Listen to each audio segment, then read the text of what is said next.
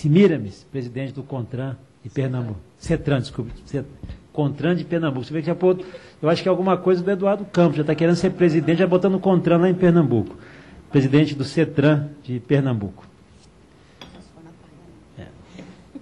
Eu concedo a palavra agora ao senhor Marcos Elias Trade da Silva, que é vice-presidente da AND e diretor-geral do DETRAN do Paraná, que vai nos falar sobre a questão, sobre a ótica dos DETRANs.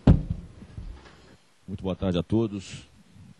Deputado Hugo Leal, senhores representantes, senhores membros da mesa, senhores representantes dos segmentos envolvidos aí no Sistema Nacional de Trânsito, senhores deputados, vereadores.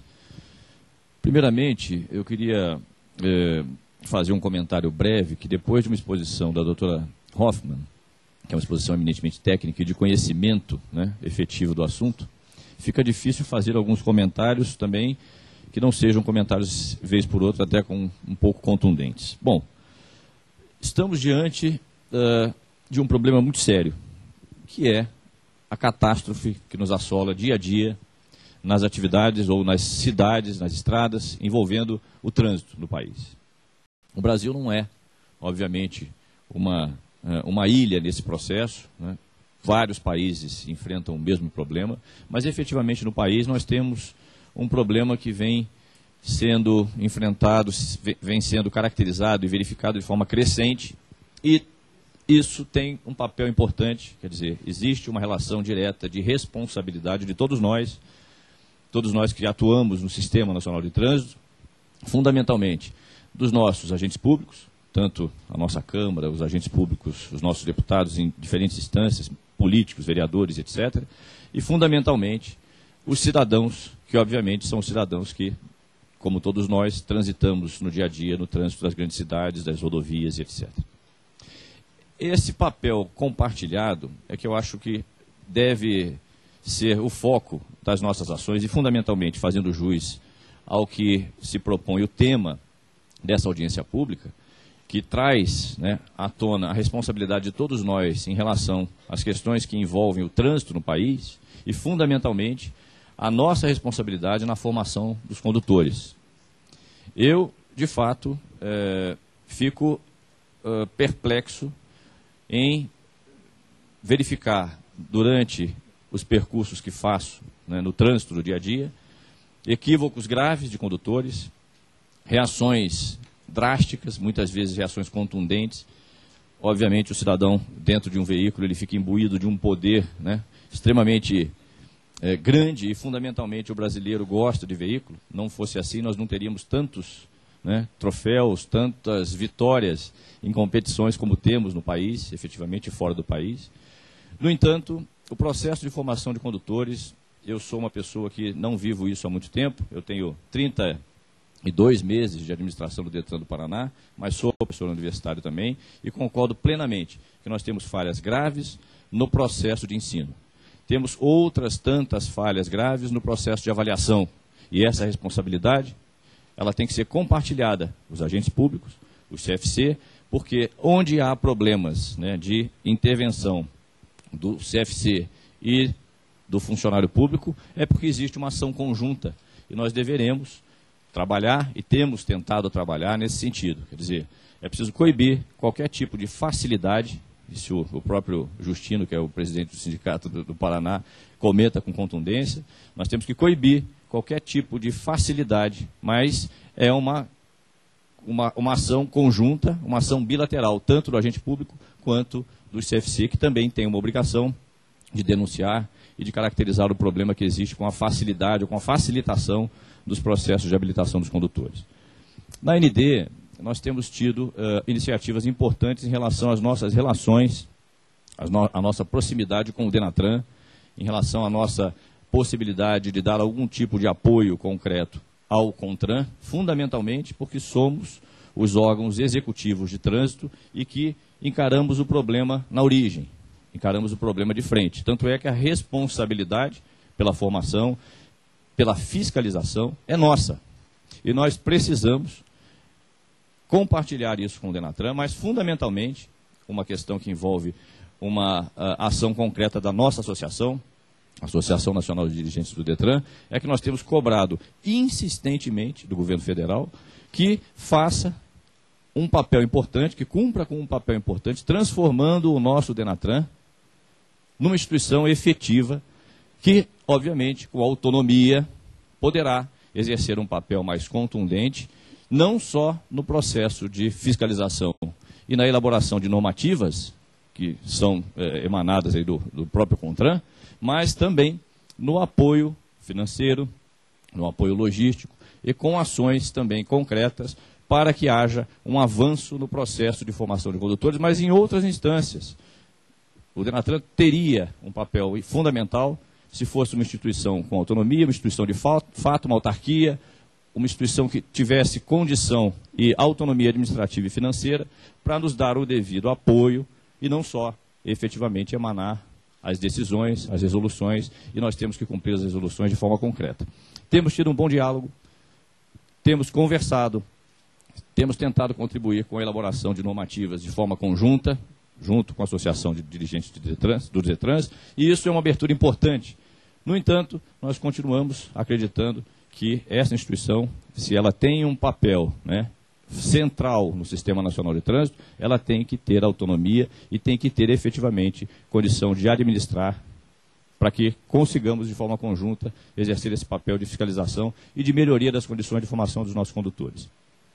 Existem problemas centrais, na minha opinião, e aí vai uma opinião pessoal, em relação ao processo de formação, que eu sei que alguns até podem discordar. Dirigir é uma atividade que requer habilidade.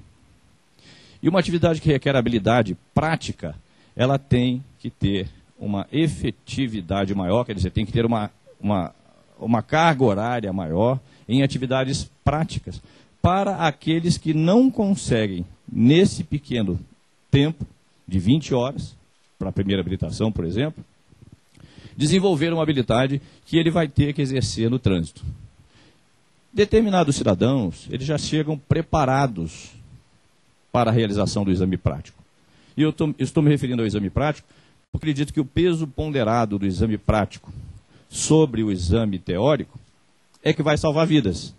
Não, obviamente, deixando de lado a condição de o cidadão ter um entendimento concreto da legislação de trânsito, ter a capacidade de interpretar as placas, que elas já são autoexplicativas numa atividade concreta, no deslocamento, durante o deslocamento do cidadão, mas efetivamente, muitos cidadãos chegam no momento da sua prova prática com mais habilidade, outros com nenhuma habilidade. E isso tem acontecido de forma também muito contundente quando nós observamos os motociclistas. Os motociclistas eles estão sendo lançados no trânsito numa operação suicida. Essa é a verdade. Por quê? Porque eles exercem uma atividade dentro de um circuito fechado. Nesse circuito fechado, ele não tem uma relação maior com o trânsito. E quando esse cidadão sai efetivamente para o trânsito, para conviver com os veículos, muitas vezes ele é pouco respeitado.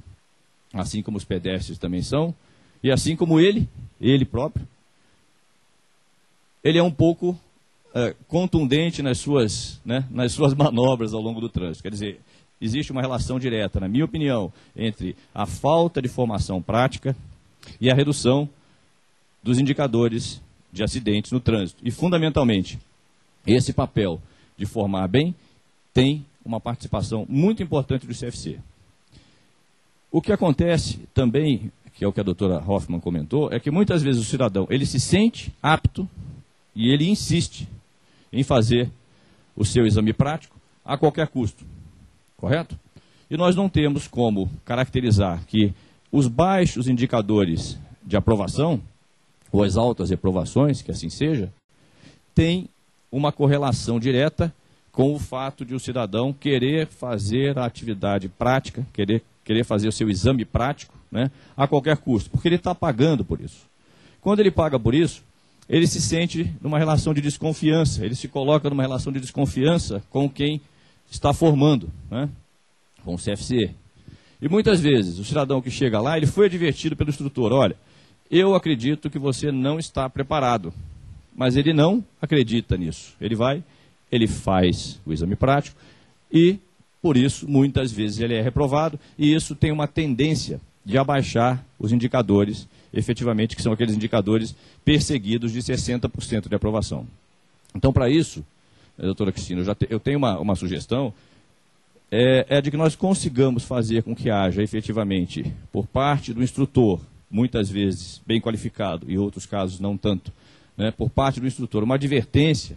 Nós já temos tentado discutir isso no Paraná, de que aquele cidadão está mal preparado e que uma vez que ele, de forma concreta, continue assumindo o papel, né, ou então continue assumindo que ele está bem preparado e faça a prova, esse dado seja expurgado do processo de avaliação, para que nós consigamos aumentar um pouco a avaliação positiva dos candidatos que lá chegam e que estão bem preparados. Perfeito?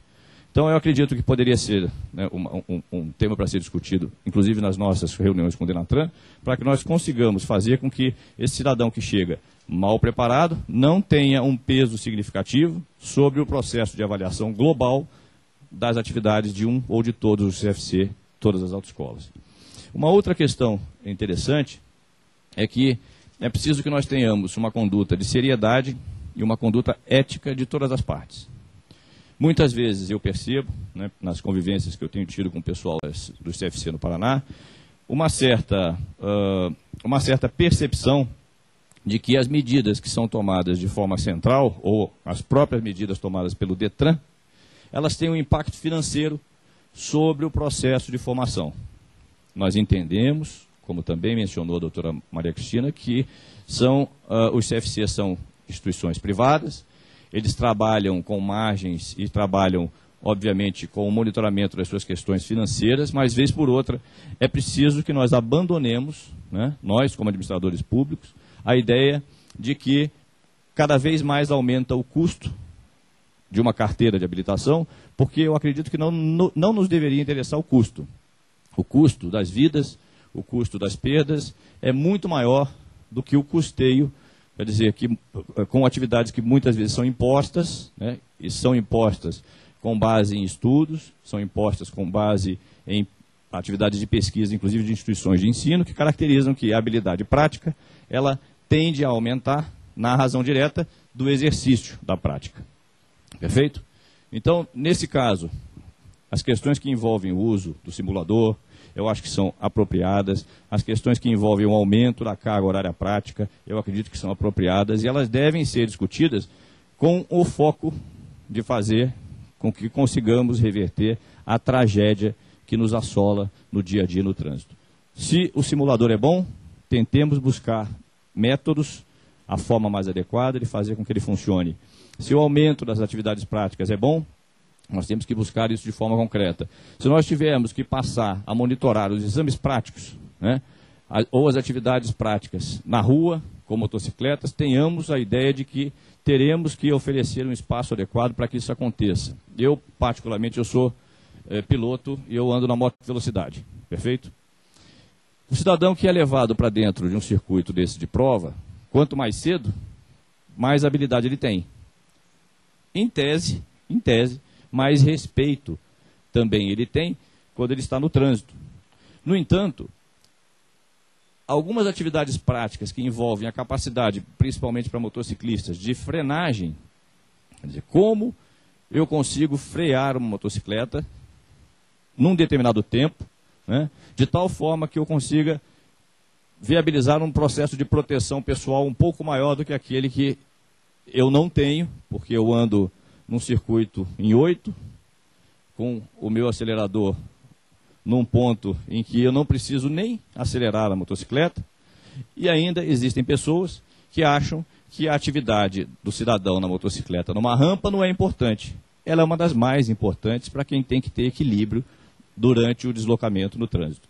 Então, algumas atividades paralelas, como aulas práticas em circuitos fechados, brincadeiras, me desculpem, aqueles que não concordam, brincadeiras em circuitos de kart fechado, o cidadão, ele jamais dirigiu. Na hora que ele senta num kart, na hora que ele senta num circuito indoor de kart, ele já começa a desenvolver algumas outras habilidades. Porque grande parte dos cidadãos, e não é o caso da nossa geração, não é, deputado? Que nós tínhamos a liberdade de, no mínimo, em fazenda, em chácara, dirigir. Quantos de vocês não dirigiram, né? Aqueles que têm a idade mais avançada, e já chegaram numa prova de habilitação sabendo dirigir? Hoje nós não temos essa realidade. Então, eu acredito que essas discussões em relação às questões que envolvem habilidade prática, elas têm que ser contundentes. E nós precisamos contar com o apoio e com a seriedade daqueles que formam os nossos futuros condutores, que são os institutos de formação de condutores. Eu sei que as discussões muitas vezes são contundentes, mas nós temos uma causa comum. Eu acredito que nós temos uma causa comum, que é melhorar a qualificação e salvar vidas. Porque do jeito que nós estamos no país, caracterizando que a habilitação é um direito, como bem disse a doutora Hoffmann, não é um direito. O cidadão tem a concessão para dirigir. Então, se nós continuarmos tratando dessa forma, uma coisa que é séria e que afeta todos nós, e nós só percebemos isso quando está dentro de casa, ou quando está do lado de casa, que aconteceu com o vizinho, e que gera algum fato contundente nas nossas vidas, é que nós passamos a pensar de forma diferente. Então eu faço aqui, primeiro, mais uma vez, eu parabenizo a ação do deputado, da Frente Parlamentar, e caracterizo que nós estamos aqui num processo de atuação conjunta, irmanados, com o mesmo objetivo, cada vez mais formar melhores condutores, preservando a vida. Se nós tratarmos isso dessa forma, deputado, e a AND fez uma série de sugestões também, o Denatran, tivemos audiência com o Ministério das Cidades, com o Ministério da Justiça, fizemos sugestões à Frente Parlamentar e aos nossos parlamentares individualmente nos estados. Se nós tratarmos essa questão dessa forma, eu acredito que nós todos teremos sucesso e as pessoas sairão melhor qualificadas efetivamente para um trânsito mais seguro. Obrigado a todos. Obrigado, senhor Marcos Elias Trade, que é vice-presidente da AND, Associação Nacional dos Detrans, e diretor-geral do Detran do Paraná. Eu vou passar a palavra agora ao senhor Magnelson Carlos de Souza, que é o presidente da Federação Nacional das Autoescolas e do Centro de Formação de Condutores, para poder expressar a participação do Centro de Formação de Condutores. Depois eu vou abrir já para uma pergunta, a pedido do deputado Lázaro Botelho. Ele faz a pergunta, depois nós damos